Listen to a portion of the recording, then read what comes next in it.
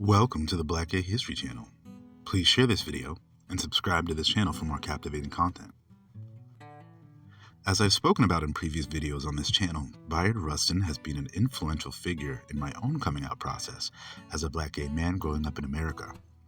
I also think that his story was an even greater inspiration for me when I began getting into social activism and health education for young gay men of color. I've been hoping for the day some creatives with a budget decided to create a film that told his story, and finally, the biopic of the influential yet often overlooked gay civil rights icon, Bayard Rustin, has a movie about his life's work.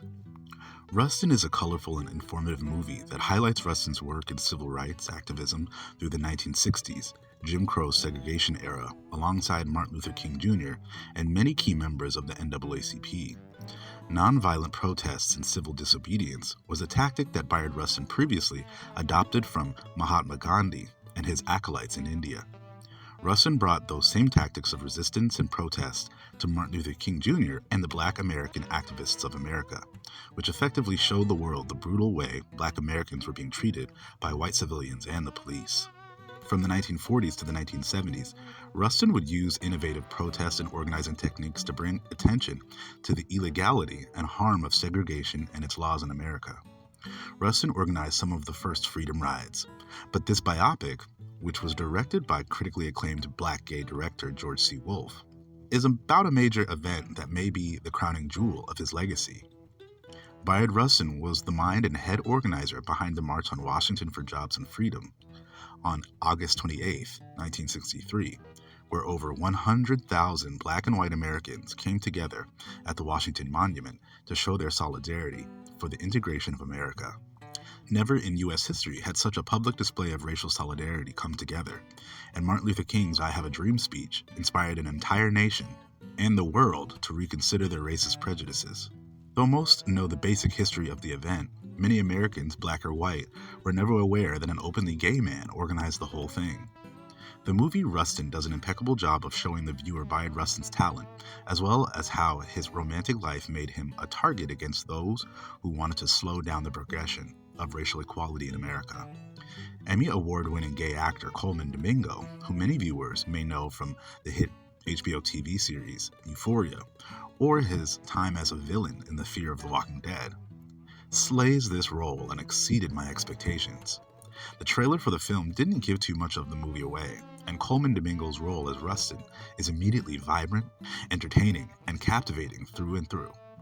Watching older footage of Rustin makes it clear he had a fiery, upbeat persona, and Domingo morphs into bubbly and optimistic Rustin exquisitely.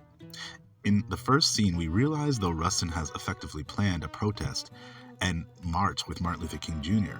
and civil rights activists in Los Angeles, higher-ups in the National Association for the Advancement of Colored People, or the NAACP, see Rustin's influence growing and decide to push a rumor that Bayard Rustin and Martin Luther King Jr. were having an affair. Rustin bows out of his role seemingly unwillingly and realizes that once again, his life as an openly gay man in 1960s America made him a target for slander, even amongst his own people he was fighting for.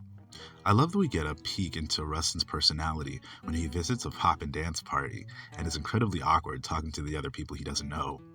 We are immediately introduced to Tom, a white man, one of only few at the mostly black party, and a fight ignites between another activist partygoer and Tom, who Rustin jumps in to protect, ready to take the punch for his friend. One of the cutest lines in the film is when the younger activist calls Rustin irrelevant, and he slyly responds, "It's Friday, I've been called worse," as the angry young man walks away. We realize that Tom and Rustin are frequent collaborators. Tom is also a gay man who seems more than smitten with Bayard, who is only interested in casually hooking up with Tom. After nearly giving up on activism after leaving the NAACP, Tom inspires Rustin to pivot and get back into his life's work.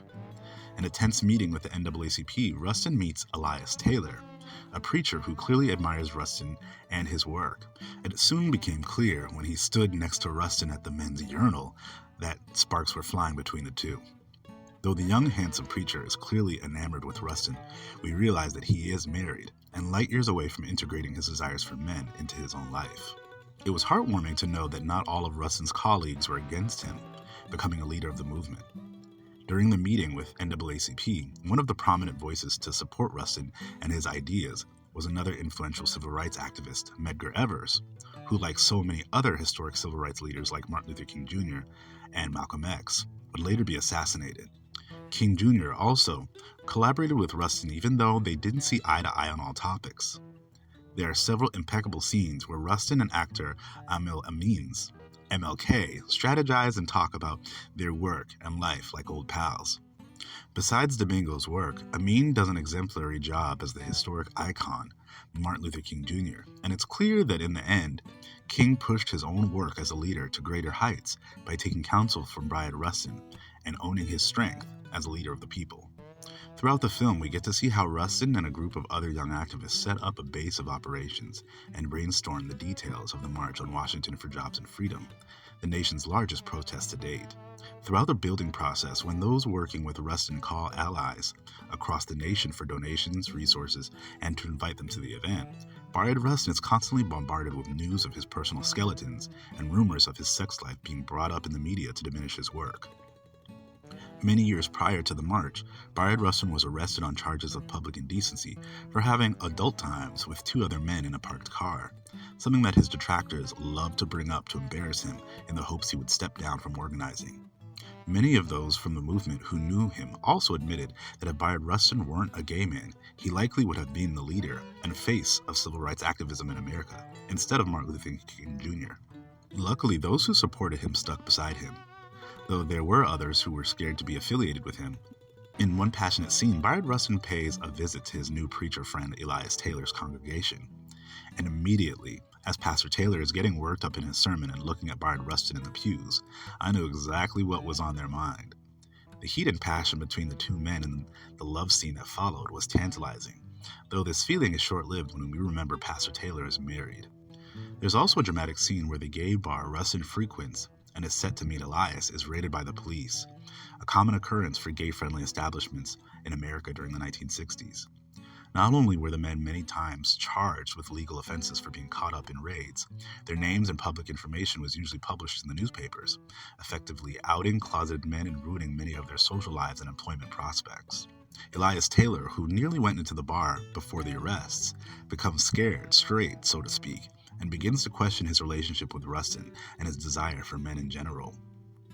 In another sobering scene, Rustin is woken up by a phone call in the middle of the night, a call he assumes is yet another prank call by someone trying to harass and scare him, which was a common scare tactic to silence activists.